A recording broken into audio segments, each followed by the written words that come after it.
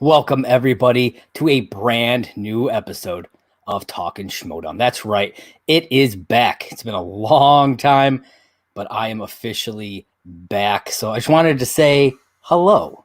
And if you don't know who I am Josh the Merc Raynor. I run a site called Merc with a Movie Blog, and it's been a while since I've been on here for to talk about some Schmoedown. So I want to kind of talk a little bit about that before we dive into what the main crux of this episode is going to be. Last year, my father passed away, and it took a big toll. And so I tried to push through. I tried to keep doing a lot of things, including this show. But about halfway through the year, I couldn't do it anymore, and so I let it go. I wasn't sure if I was going to come back or not. I hoped that I would, but I am now. It's been about a year and a half since I did an episode, so I apologize if I'm a little rusty. But I'm really excited to get into everything to do with the Schmodown. We got season 9, the reboot season coming up, which I'm really excited for. Season 8 was fantastic. I didn't do a single episode about season 8, but it was fantastic. I know a lot of people didn't like the virtual, but I think what they did with it, I thought was very well done, and they managed to put out some amazing matches. And we did finally get back into some studio and live event spaces later on in the year, which was fantastic to see. So, but yeah, as you can see by the graphic, by the title of this video, I'm going to be talking about the Schmoedown Awards for this year. The nominations have come out, so I wanted to dive into those a bit and give my picks. Maybe I'll be able to sway some people, maybe not. I was swayed earlier today, even before doing this recording. I changed one of my picks, and one of my picks I didn't even decide on until about a half an hour ago. So it'll be interesting to see how it all goes down, and I'm excited to talk about it with you guys. And if you're out there watching live, feel free to leave some questions or comments in the chat. I will be looking at those throughout the episode. All right, so I'm just gonna go in reverse order from the way that Christian had posted them. I feel like that's just the easiest. I didn't want to go and try to reorganize. This works for me. So the first thing I want to talk about is the Yodi Award. This is an award that it celebrates a competitor who has done amazing things throughout their career. It started off with Mark Yodi Riley. The Shire Wolves have gotten this award. Kevin Smets has gotten this award. They gave it to Schnepp after he passed away, and rightly so. The outlaw John Roca is getting the Yodi Award this year. He retired at Spectacular. He had his last ride match against Dan Murrell. Unfortunately, he did not win. But, this guy, John Roca, is one of the big reasons that I got into the Schmodown. I started watching it because of, seeing Christian and Mark Ellis on Movie Talk with John Campea. And that match, again, John Campea and Dan Murrell, that's what brought me to the show. But it was John Roca that made me fall in love with it. And so I was really happy to hear that he was going to get it. Part of me was really hoping that this year we would get 2 Yodi Award winners, because I really wanted to see Jeff Snyder get a Yodi as well. Unfortunately, that did not happen, but I do think the right man was chosen for this award. All right, next. This one is near and dear to my heart. It's something that, I hoped to get at some point in my career, and that is the Schmoedown Media Award. This is for the podcasts that are out there that don't have Schmoedown competitors as part of their main cast, their main talking crew. And so the nominees for Schmoedown Media Award, we've got Let's Get Ready, Spin from the Reel, Ultimate Schmoedown After Show, A Certain Point of View, and Schmo Me the Money. All fantastic shows. But I gotta say, there's one on here that I've watched quite a few times and have loved everything that they have done, and that is a certain point of view. It's a fantastic crew that over there for all the stuff that they do. They're extremely knowledgeable. You know, I mean, all of these podcasts, they really are. But there's something about the crew at a certain point of view that just really clicked with me. And so for me, that is my definite pick. I'd love to hear what you guys are picking. So feel free to leave in the comments who you would like to see get these awards. I'd love a little back and forth dialogue. All right. The next one we've got here, we've got Babyface of the Year. A lot of great choices here. We've got Nikki DiMolanta, Brendan the Kid Meyer, Janine the Machine, William Bibiani, and Beth May. Beth May, she was hilarious. You know, I loved seeing her. Bibiani, he's somebody who's always been one of my favorites. You know, Janine had a great season. Brendan Meyer is great. But for me, my pick has to be Nikki DiMolanta. She came in like a firestorm, man, just tearing through that tournament. And she did amazing at Spectacular.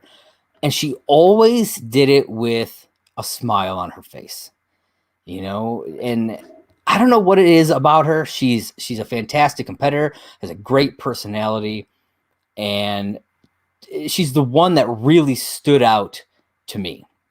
And so, like I said, Babyface of the Year for me is going, hopefully, to Nikki DiMolanta. All right. So you have baby faces, you got to have heels, you know. And so for Heel of the Year, the nominees are Chandru, Rick Radis, Mike Kalinowski, Gold Leader, and Bobby Gucci. Now, some great choices here as well. But to me, there's only one that really stood out, and that's Chandru. Now, I don't care for that character. I don't know the man, so I can't judge that. I can just judge the character. And I don't particularly like him. However, he managed to stay on everybody's radar throughout pretty much the entire season, getting under people's skin like you wouldn't believe. Like there was points where the line was starting to blur for me, where I'm like, I can't stand this guy. But he knows what he's doing. You know what I mean? He knew exactly what he was doing, playing everybody like a fiddle, and it was fantastic. You know, I gotta show respect where it's earned, and Chandru stepped up his game this year, I think, and so for me, he deserves Heel of the Year for that reason alone. All right, then we've got Faction of the Year. We've got the nominees being the Finstock Exchange, Corruption, the Quirky Mercs, the Usual Suspects, and the Dungeon. You know, some great choices here. But to me, again, there's one. And I know that some people are going to disagree with this choice because it seems to be a battle between two in the fan community. It seems to be between the Exchange and Corruption. But I think that Corruption was the superior faction this year. Not only did they win the faction tournament, like the rankings, they scored the most points and they got that championship, the faction championship. They also walked away with 2 defending champions at the end of it all.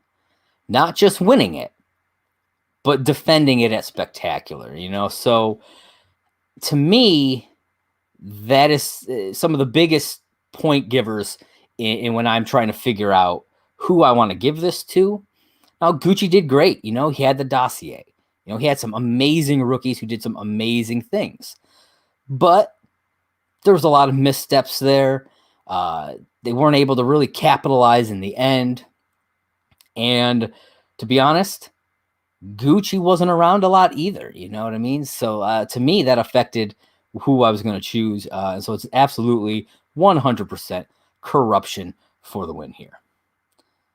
All right. Now we've got match of the year. This is a big one. We've got Andrew DiMolanta versus Alex Damon 1, Corruption versus Shazam, Mike Kalinowski versus Robert Parker, Mike Kalinowski versus Chandru, Janine the Machine versus Marisol Mckee, Thomas Harper versus Nikki DiMolanta, Paul Thomas Hauser versus Mike Kalinowski, Dan Murrell versus Adam Collins 2, Deception versus Blackjack, and Shazam versus the Otter couple. Some fantastic matches here. Absolutely. There were really, I was torn here. I was torn between two. And I hadn't made my choice until earlier today. And I was torn between Alex Damon and Andrew DiMolanta and Mike Kalinowski versus Robert Parker. Those were the two that I was torn between. Kalinowski Parker was incredible. 6 rounds of sudden death. It was my favorite match of the spectacular. However, DiMolanta versus Damon won. It was a level above, in my opinion. Andrew finally fulfills his destiny to become the Star Wars champ here.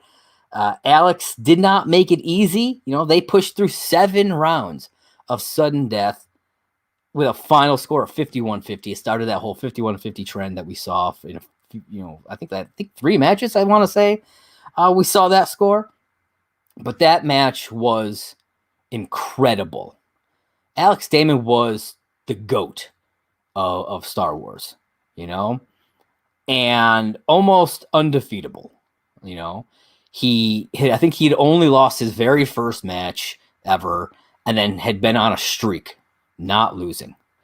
And then Andrew DiMolanta comes along, and he just takes that away from him, in a incredible match, one for the ages. This is the kind of match that I think if you're trying to get somebody who's never watched it into the Schmoedown, somebody who loves Star Wars specifically into the Schmoedown, this is a match to show them because it's incredible.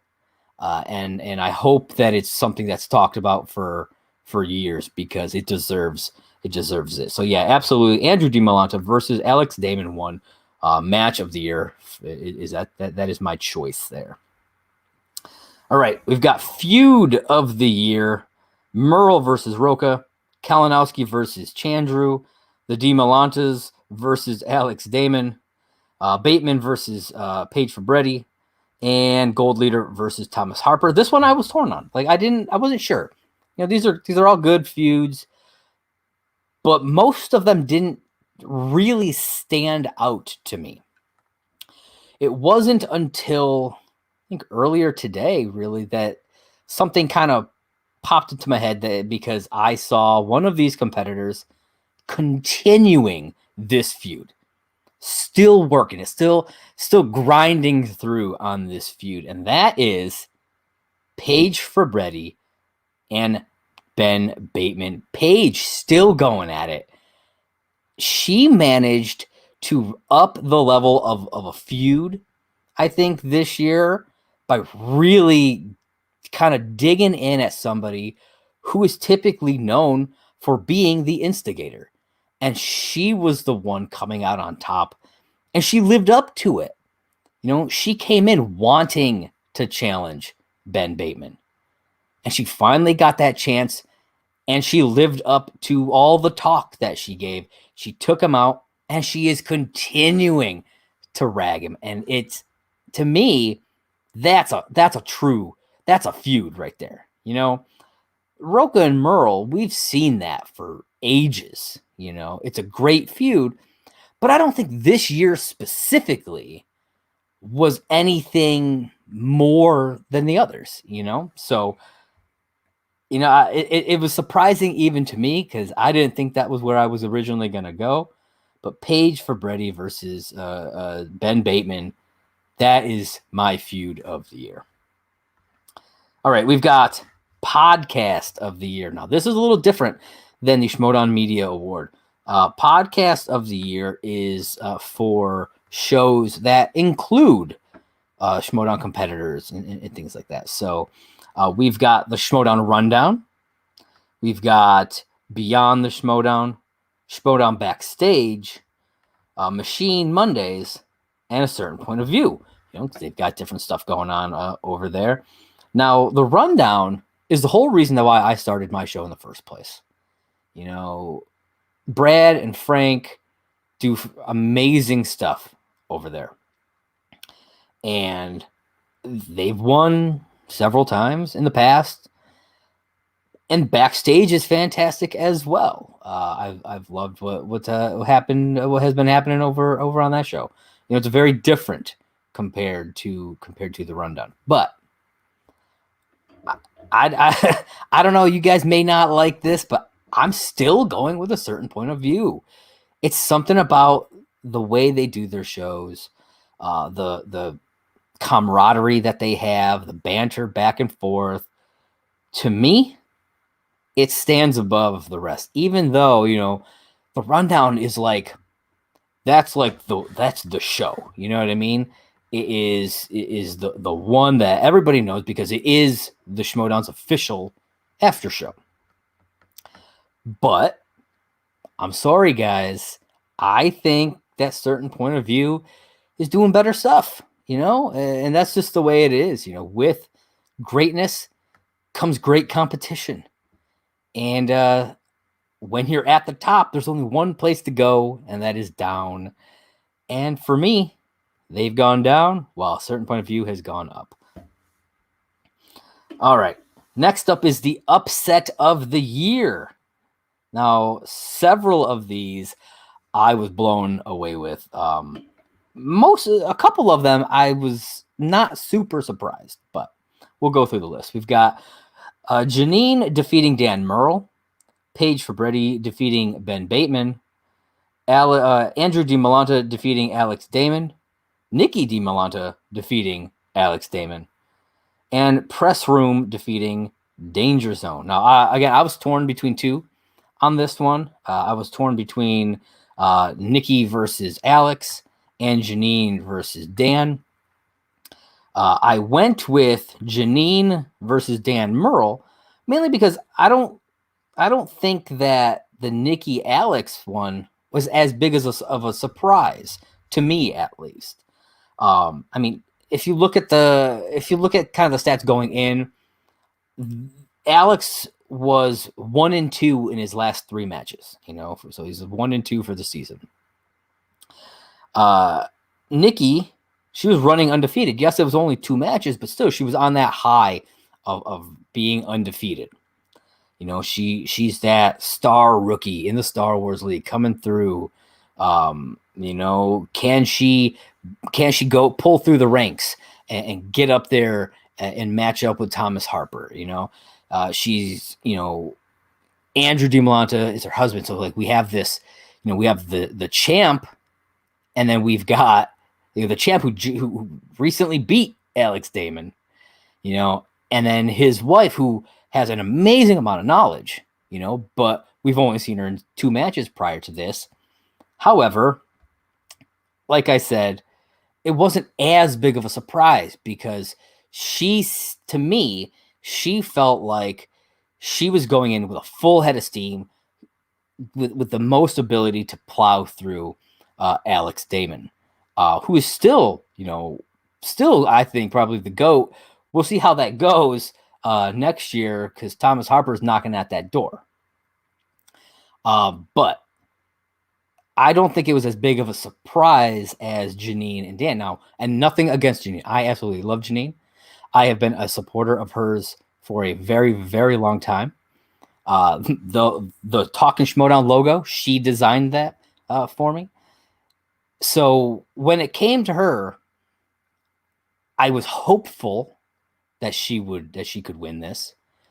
But it's Dan Murrell. You know, Dan Murrell, he is the GOAT. Going into this match, Dan Murrell was 20-7. Like that's that's incredible. You know, he's the GOAT for a reason.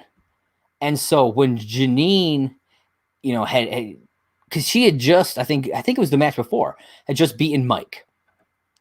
And like that was, I was like, oh, okay. Okay. But that one wasn't as big of a surprise because, we've seen, I love Mike, but we've seen him falter before. I'm pretty sure it was last year. Perry did the same thing to him, unfortunately. He has some bad luck when it comes to the singles tournament, it seems. But going up against Dan, I feel like almost everybody just assumed it was going to be Dan. That seems to be the way it goes.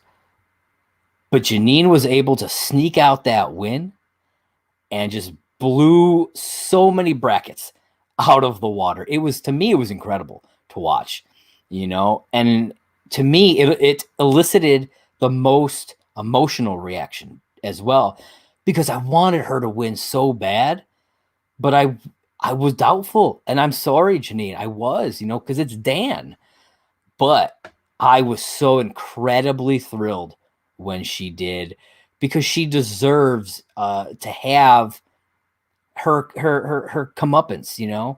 She's an incredible player, and her record doesn't show that, but she truly is, and I'm hoping that she can continue that into season 9. So Janine defeating Dan Murrell takes upset of the year for me.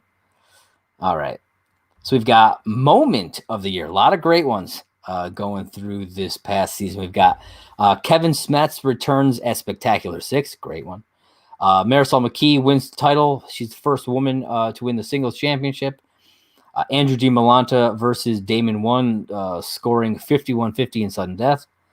Mara Kanopic returning and winning the title. And the Wild Berries reuniting at Spectacular. Some amazing stuff. Both of the Wild Berries and the Kevin Smets ones are incredible. They just made the ending of Spectacular that much better. But I'll be honest, to me, the one that stood out the most, the one that I think holds the biggest impact, is Marisol winning the title. This is a player who people had a lot of hopes for, okay? And she didn't quite get it done last season, in season 7.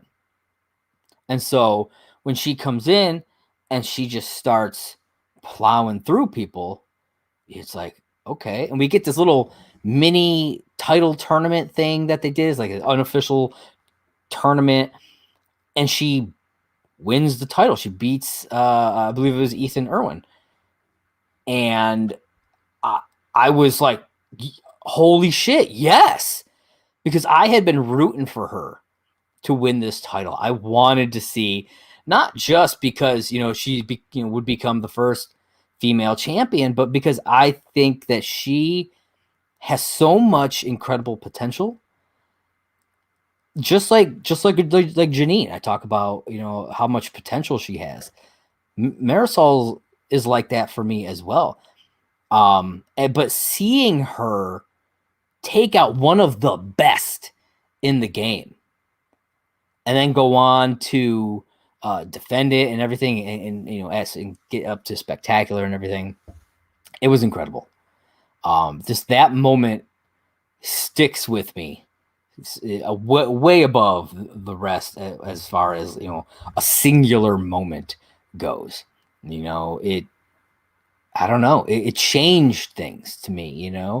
It's not just a moment. It is important. You know what I mean? For the progression of this game. And I think the fact that she was able to then defend it, it proves that she's not just a paper champion, as people like to say, but she absolutely deserves it. And so, that was my moment. I feel like I had what in wrestling is called a pop. I had the biggest pop when this moment happened. It was seconded to probably Kevin Smets, I'd say. So it was pretty close there for me, because Smets I've been waiting. He's finally cleared of the cancer, and now he's coming back, and it's going to be an awesome season 9. And I'll guarantee you he's going to make some incredible moments next year. Or this year, I guess, technically, because we are in 2022. All right. Now we've got Comeback Player of the Year. We've got Janine the Machine, JTE, Andrew D. Malanta, Mara Kanopic, and David Del Rio. They all did amazing stuff. Mara coming back in and winning the title, that was fantastic. JTE going on a great run in teams. Andrew DiMolanta, winning and defending the Star Wars Championship. All great stuff. But to me, Janine the Machine is the comeback player of the year. She had such a rough couple of years. And to see her come in and just do as well as she did in that tournament, it just blew me away. It proved everything that I've been saying for the last few years about her, and that she has the potential to win a title. She has that potential. And I think she'll get there. I absolutely do. And the fact that she was able to go up against like Mike Kalinowski, go up against Dan Murrell and win and go on this run in the singles tournament, to me, that screamed comeback player of the year. And I'm hoping that she can win this one because I think it's well deserved. All right, we're coming up to the rookie of the year. A lot of good rookies. So many. Probably the biggest rookie class that we've ever had in the Schmoedown, I'd say. So many of them did incredible things this year. So the nominees are Griffin Newman, Thomas Harper, Nikki DiMolanta, Amaru Moses, and Josh Horowitz. So some amazing players here. Josh Horowitz came in, was able to do extremely well in both singles and in teams. Him and Perry even took out Danger Zone. Two of the best players in the game, which I thought was fantastic. Amaru did some amazing stuff in her Geekdom. Nikki DiMolanta obviously did some amazing stuff. But for me, it came down to two. It was between Thomas Harper and Griffin Newman. And even though Griffin Newman did not win a title this year, he is still who I think deserves the rookie of the year. I was really torn between this until earlier. I saw somebody lay out all of Griffin's accomplishments. Okay. Now, Thomas is amazing. He went, I believe he's 6-0 in Star Wars. Defended the title twice or once. I don't know. But he has defended. But it's one division, first off. Griffin Newman, I'm going to read a little list here of some of his accomplishments. 10 straight wins between two different divisions. He went 7-0 in singles and 3-0 in teams before getting to spectacular. Won both the main teams tournament and the singles tournament, the two big major tournaments of the year. First rookie to ever do that. Second player in history to do it. He had the third best performance overall at the free-for-all. Was only knocked out because of table clear. I believe it was Jacob Blunden's table clear. It was like him and Bibiani and a few other people who got knocked out, I believe. Leads all other rookies nominated in TKOs and KOs. Had a title shot in two divisions. First rookie in history, says. And headline spectacular as a rookie. He's the second ever to do that. And for all of these reasons are why I think he is the number one choice. He is the rookie of the year. And like I said, if you had asked me this like a month ago, I think I would have said Thomas Harper. But then you lay everything out like that. And yes, even though he couldn't close the deal at spectacular, he put on amazing matches there. And everything else that he did, I think, is what just makes him deserving of rookie of the year. All right. Now it's time for manager of the year. We've got Coy Jandreau, Bobby Gucci, Sam Levine, Kaiser, and Shannon Barney. Now, I know a lot of people, are saying Bobby Gucci, he put together the dossier. He had some amazing rookies. And he did. Absolutely. But putting together a team, being manager of the year takes more than just that. So I'm going to tell you right now, my pick is Shannon, 100%. Okay, and I'm going to tell you why. Shannon brought corruption to a win at the end, an overall faction win again, 2 years in a row. She managed to get 2 titles on her team and defend them at Spectacular. That's huge. Okay. She made an amazing draft trade at the beginning of the year. She's smart. She's incredibly smart. And I feel like not enough people talk about that. She is incredibly smart. She managed to get, she traded, I think, 2 picks to Kate to get Marisol back. And look what that got her. Marisol is the champ, and she is the defending champ. And another thing that puts Shannon over Gucci is that Shannon was always there. She was there for her team at every moment. Gucci, however, I understand he's doing things, but there were so many times where he wasn't there, and he's not great as a digital manager. Now, maybe if this was all in studio, maybe things would have been different. I don't know. He's a much better in studio, in-person manager, as we have seen in the past. But I think the digital format kind of did him in.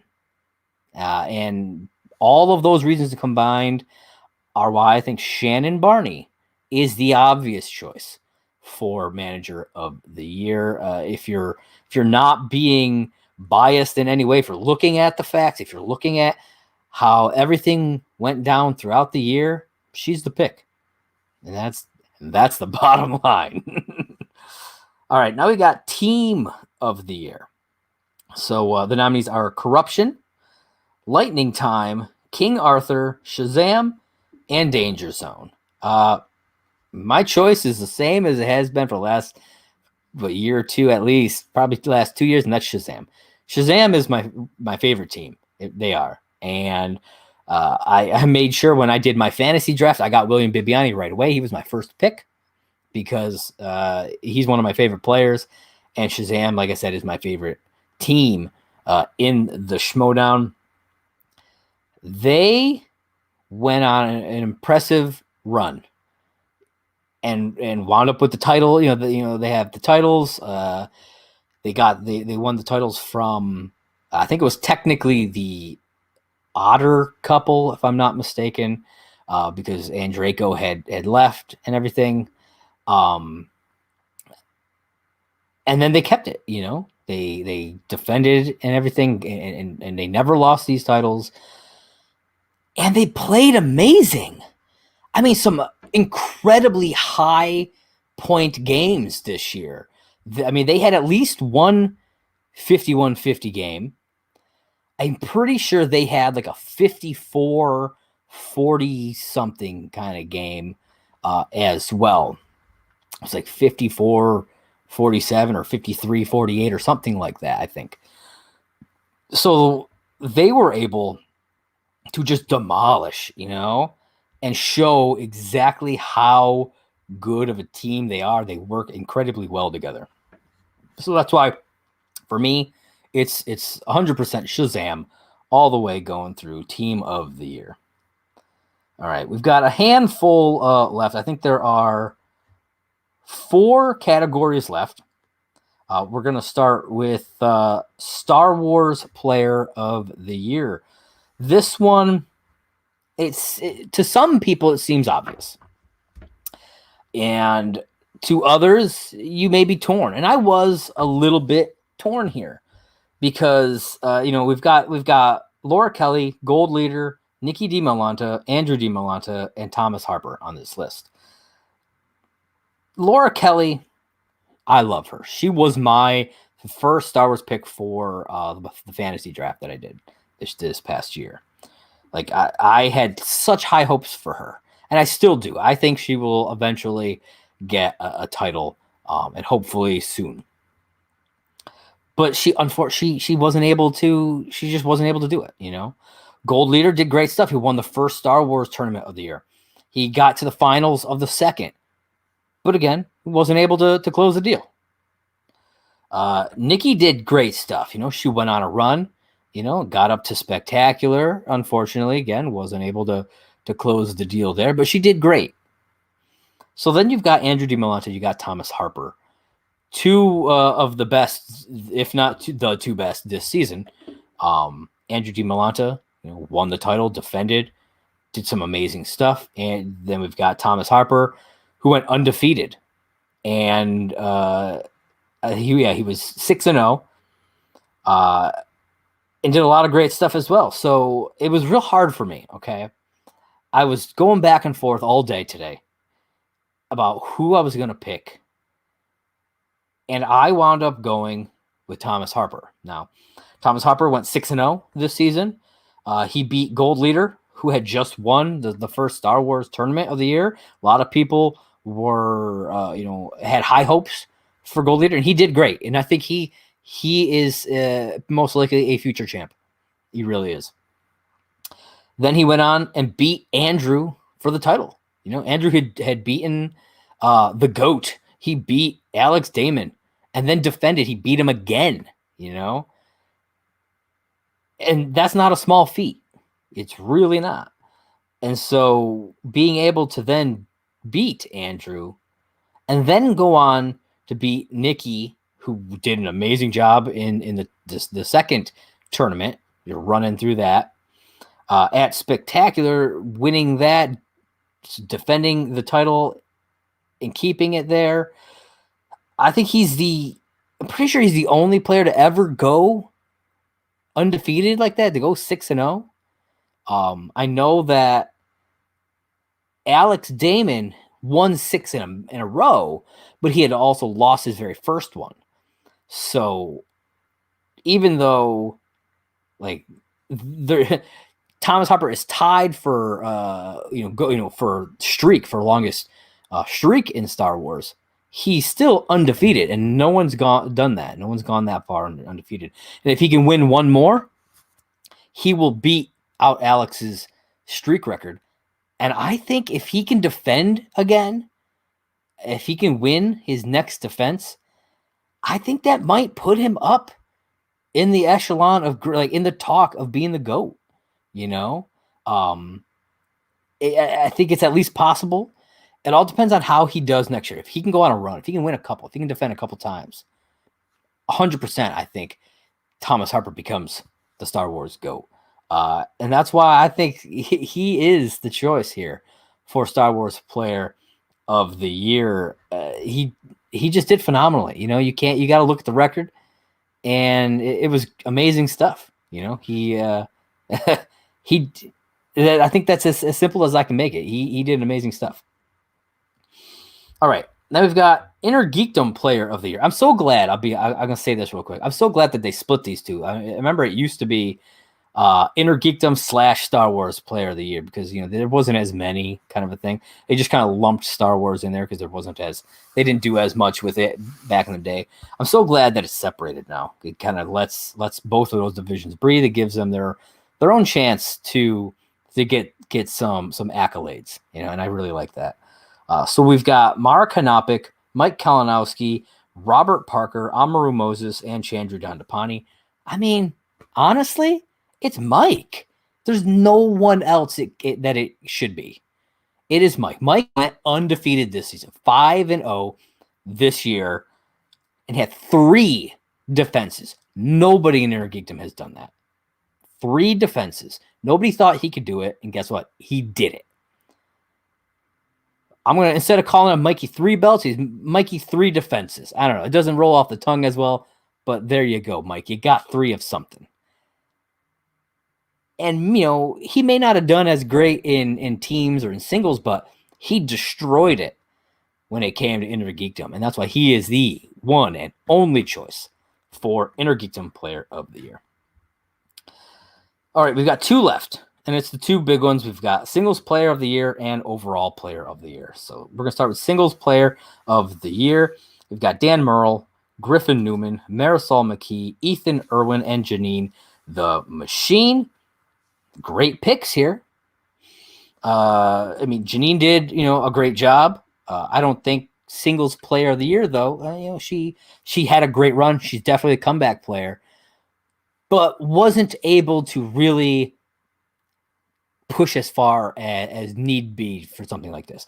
Ethan Irwin, same thing. He kind of fizzled out toward the end of the season. I think in like October, he kind of fizzled out. Griffin Newman did amazing stuff. Went 7-1 in singles. Fantastic stuff. Dan Murrell, I mean, he is the GOAT. But again, I mean, he didn't make it through the tournament. He made it through like halfway through the tournament. I think that's a big thing. So to me, it came down to Griffin and Marisol Mckee. Okay, Griffin went 7-1, couldn't get the belt. Marisol went 7-0, only lost at free for all. It was her only loss. I mean, it's not technically counted, but they both lost because they both lost at free for all. But Marisol managed to get a title, defend it, and stay undefeated this season. Now, if Griffin had managed to get a title, like if he had been able to beat her at Spectacular, this may have been reversed. It probably would be reversed because he'd be 8-0 with a title. But that's not what happened. So for me, it's Marisol all the way. Marisol is the singles player of the year. Her singles run this year was incredible. And it's something I hope to see continue going into next year. All right. And then we got overall player of the year. It's very different from a singles player because we're looking at everything. So we've got nominated, we've got Marisol Mckee, Griffin Newman, Mike Kalinowski, Ethan Irwin, and Thomas Harper.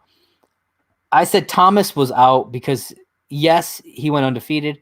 He won a title. He defended, but it was one division. Okay. Yes, it's a very tough division in general, but it's one division. And for me, I think you need to do a bit more to get overall player of the year. Now, like I said, that's why he got Star Wars player of the year. But overall player of the year, I don't think so. It's not there. Ethan did great. I think, he won a title this year, but again, like I said, he faded out way too early, in my opinion, to be considered for this award. I don't think he did quite enough, in both teams and so he did 3 divisions this year. He did teams, he did singles, obviously, and he did Inner Geekdom, and he fizzled out toward the end there. And so, unfortunately, I mean, if he had been able to kind of ride through the end in at least one of those divisions, then maybe, but that didn't happen. Mike, like I said, he is the Inner Geekdom player of the year, hands down, but he didn't do great in singles or teams, really. He did some good stuff, but not, I think you need to be a bit more well-rounded, even though, he won and defended 3 times that Inner Geekdom title, went undefeated in Inner Geekdom this year. It's the rest of it that just wasn't quite good enough. And Marisol did amazing in singles, obviously. That's why I picked her as singles player of the year. But she did not do very good in teams. So that leaves Griffin Newman. Now, yes, Griff did not win a title. He lost both title matches at Spectacular. However, if you go back to what I said when I talked about Rookie of the Year, 10 straight wins in 2 divisions. Teams went undefeated up to Spectacular, 3-0. Singles went undefeated up to Spectacular, 7-0. Had the 3rd best performance in the free-for-all. I mean, that has to be included. That has to kind of be taken into account. as I said, leads all other rookies in TKOs and KOs. That's a big thing too. That means he's playing at top level. He's getting his points. His opponents, they might not be, but he's getting enough. He's getting a high enough amount of points to where he's able to get a knockout or a TKO. He managed to win both tournaments. That's not something that happens often, if ever. I think he's the first rookie to have a title shot in 2 divisions. And he's the first rookie. Yeah, he's only the second player in history to ever win both major tournaments. So that is probably the biggest factor here for me, is winning both of these tournaments. And not just like squeaking by, really. He had some amazing matches, amazing wins. And so to me, that whole career moment, that career movement that he had throughout the season, it screams player of the year, even though he did not win. And I know some people are going to love that pick. Some people are going to really not agree with that pick. But to me, and I'll be honest, I was not expecting to pick him. I was thinking originally that I was going to wind up picking Marisol. But then when I saw, like I said, I was talking about the rookie, when I saw all of the accomplishments laid out like that, it just opened my eyes to it. And yeah, man, I don't think there's anybody else that it really could be. Now, you can make arguments for some of the others, but I think Griff is the one who succeeded the most, and not just in gameplay, but look at his character work too. We're going to take that into account as well. Look at his character work. He did some fantastic stuff between being Griffy Nooms and Artie Nooms on teams. He did amazing work when it came to his character, on top of all of his in-game work. So for all of those reasons, Griffin Newman for overall player of the year, he's got my vote. I'm going to be putting in my vote tonight after I record. I'm going to lock everything in. That is where it is. So there it is, folks. I'd love to hear all of your thoughts. Who did you guys pick? Who are you hoping to see win these awards? Thank you for all you guys who tuned in, and for all who will tune in, on future future viewings of this. It's great to be back. I am so excited to have Talkin Schmoedown back on the air again, and to get ready for season 9. This reboot is going to be something else.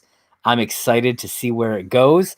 I hope that you guys are excited as well. So be sure to follow me on right here. If you're watching this on YouTube, please hit that subscribe button. If you like the video, please hit that like button and click that little bell so you always know when I drop a new video. If you're watching on Facebook or Twitter, like me and follow me there. That'd be fantastic. I'm on Twitter at movieblogmerc. That's at movieblogmerc. You can also check out my site, Merc with a Movie Blog. I'm going to be doing more reviews coming soon. That's my New Year's resolution, to be doing more reviews. I'm also going to be doing video stuff. Keep an eye out. I'm going to be putting out a video covering the first 4 Scream movies before the new one comes out. I just watched all of them yesterday, so I'm gonna do a video kind of breaking down my thoughts on those 4 movies. It's gonna be fun. I'm excited to talk about. Especially, it's gonna be interesting to talk about Scream 3. I have a lot to say about that movie. But yeah, so again, follow me on Twitter at movieblogmerc. Share this video out there in the world. I would love that. And always be willing to come and talk to me about movies. I love chatting about all things movies and TV and all kinds of stuff like that. Also, be sure to check out some of my other shows. I've got a wrestling podcast with my brother, John. It's called Off the Ropes with John and Josh. That's on all the social medias. We got Twitter, Facebook, YouTube. We've got an Anchor page, a Patreon, all at Off the Ropes JJ. So be sure to check that out. You can check out my stuff on DC Comics News at DC Comics News. I'm the editor-in-chief over there, as well as my How I Met Your Mother podcast called Last Call at McLaren's. I do that with my brother John as well. On Twitter at Last Call HIMYM. That's Last Call HIMYM. The video for that podcast is done right here on Merc with a Movie Blog. So like I said, click that bell. You will get all the notifications that you need.